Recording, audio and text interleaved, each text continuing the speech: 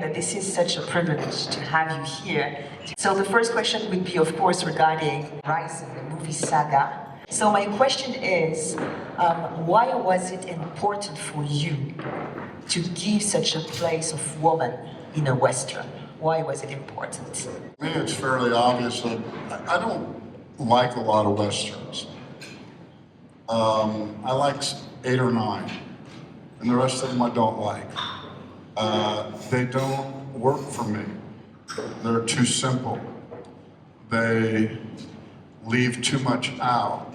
And one of the things that's almost always missing is women.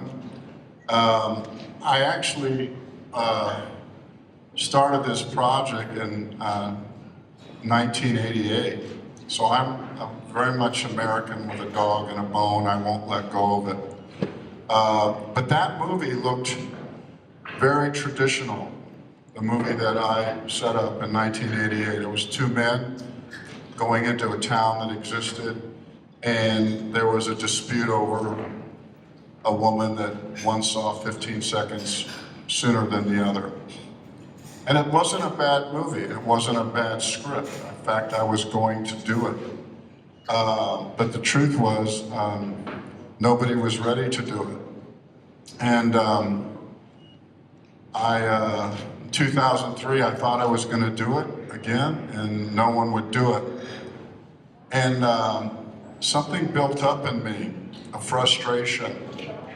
And this is where I think I probably have problems in Hollywood. I decided, since they seemed to like the first one so much, which they really didn't, that I would make 4 more. And so I wrote those, but what I did was, there was 2 things very important to me that you maybe understand, because this isn't gonna be all about women, is that all the towns in America, they didn't just spring up like mushrooms. They were contested. There were people that had been living there for 12,000 years. And the people that moved across the country, every famous city that you know in America had a stake thrown into it, like an anthill. And it was contested. And every cowboy movie you ever see already has a town. It's already there. We don't know what the absolute struggle was that was America. America was a struggle. It moved in inches. And so I wanted to create a movie that started with, how did a town even come to be? What was the struggle? And so that was the movie I started off co-writing. But what I found was that every storyline began to have a woman running right through the center of it. There is no West without women. The women of the West worked themselves to death. They were worked to death. They spent 24 hours trying to keep their family and their children clean and to make food, and they were worked to death. And every time I started to write a storyline, it centered around a woman. So when you see Horizon, you're going to actually feel that. So, you know, for me, a woman who decides to take a bath, a wet bath behind a wagon because she feels so filthy that she's willing to break a rule that she doesn't even know is a rule, is as important to me as a gunfight. So if you understand that that's as important to me as a gunfight, then you understand that my Western is going to look a little different. And I think it's a better Western because of women. I'm not trying to patronize the room here. It's just, I know things are better when women are a part of what's going on, because where did they go?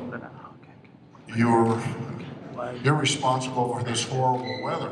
Somebody's really angry. Some woman is really angry, and that's why we had all this storm going on. I wouldn't blame that on a man at all. But It's very obvious to me that women were as a much part of the West, if not more, than men. And I will always believe that. Would you consider yourself as a feminist John Wayne? No. No, I don't know. You can't have a movie without this relationship. That's how our country just kept going forward. It's. I don't want a badge for it. It's just the way it is.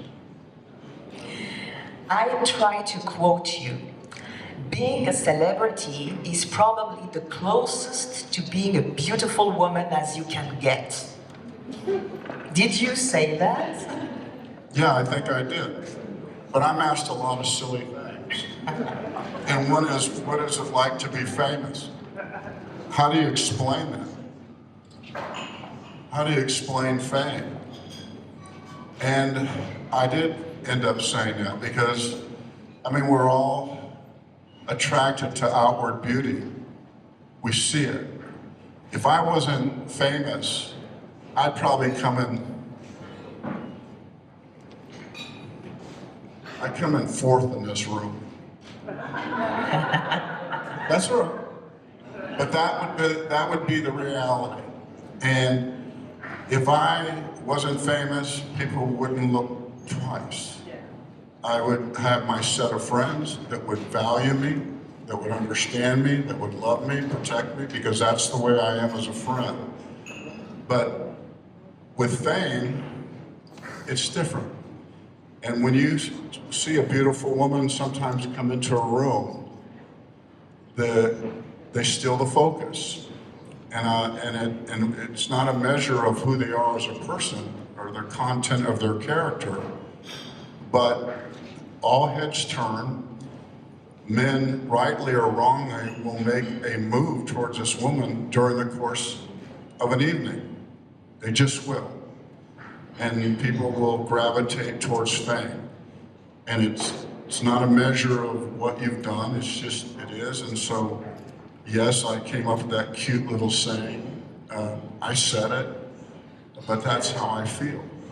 It's not a measure of who I am, and it's certainly not a measure of the woman that walked in the room. But that's the best comparison that I could make. So you worked with the most beautiful woman in the world who always confirmed that you were the quintessence of charm, the quintessence of class as a sex symbol.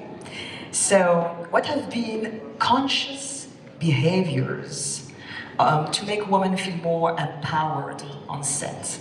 Did you do something conscious in order for women to be able to feel more confident?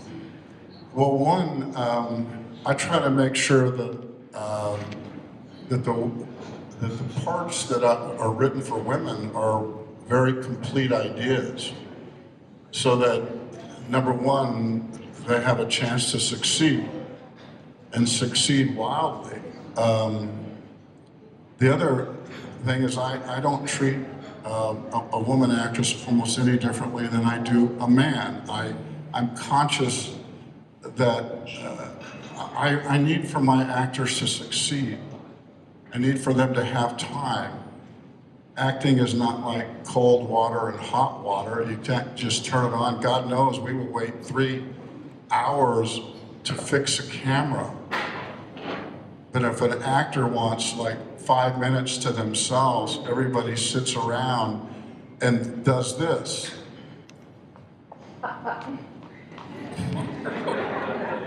I guess the actor's doing something. It's really horrible. I'm way fucking more complicated than a camera. Much more, and so are my actors. And so what I know is I need to protect them, and that includes the men and women. And women, you know, you're just built to protect women. I don't know how to say it anything, whether it's professionally or personally. There's a thing that goes when a woman is in the room. We as men behave differently when they are. I know sets are better when there's women on them. Do you mean that you have a natural tendency to be a bodyguard? I know that the people that put trust in me, I'm happy to protect them. I feel like it's a responsibility. I have great pleasure in taking care of my friends. What are the women who really inspired you, either today or in your childhood? Well, my mother protected me. She protected my daydreaming and didn't think of it as being lazy. She said, no, you keep thinking.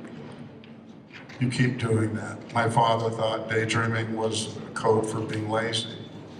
She understood.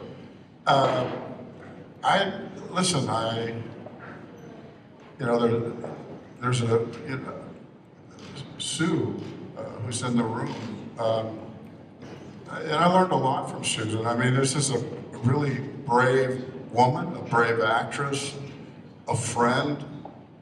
I mean, really, somebody in our business that stands for a lot and pays a price for it.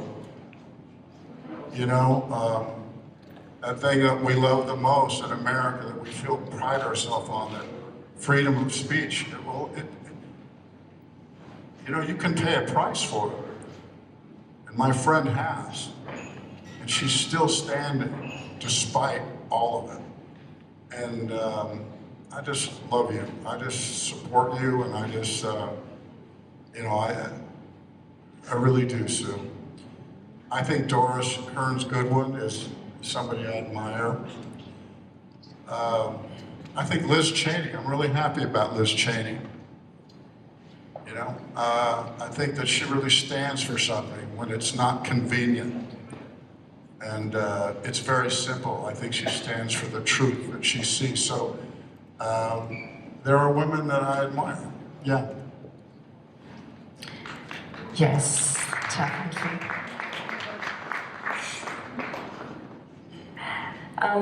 You know, Dr. Mukwege, we mentioned it with Jacqueline earlier. Dr. Mukwege, who is a Nobel Peace Prize working in Congo, is talking about positive masculinity in order to have men more involved in this notion of equality. If you were a magician and you can change things, you know, what would you do for women to get more equality, especially, of course, in the movie industry? If I was a magician, I'd just snap my fucking fingers. For everything. Yeah. Well, it has been a struggle for women. It seems like forever. But it's moving. Women are standing their ground. You know, I see women as my equal. I don't look at, that's why I'm not a magician. It's why I'm not Yoda. I don't know how to fix all this. But I do know there is no difference. There is, and for too long there has been. If you had one message, like a symbolic message you want to give to young generation of men and women, what would it be? I don't know that, you know, like I said, I don't have that mass message, that being able to be so succinct about what we should do.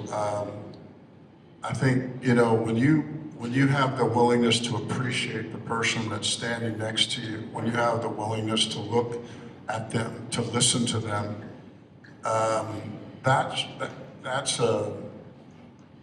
that's the beginning of being careful with someone. And what I like most in my life is people who are careful with me. I like people who are careful with my time. I like people who are careful with my feelings. I like being around careful people. And I think that the idea is that we need to be careful with each other. We need to understand,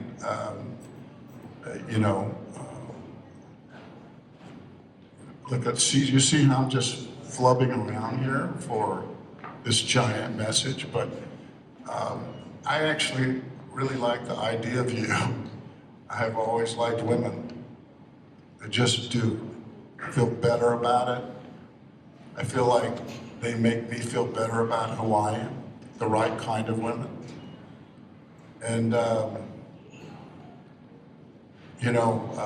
I just don't make movies without great women in them.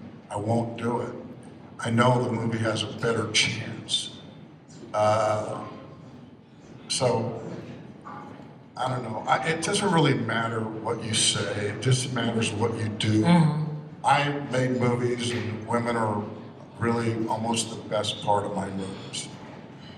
Thank you. Thank you so very much.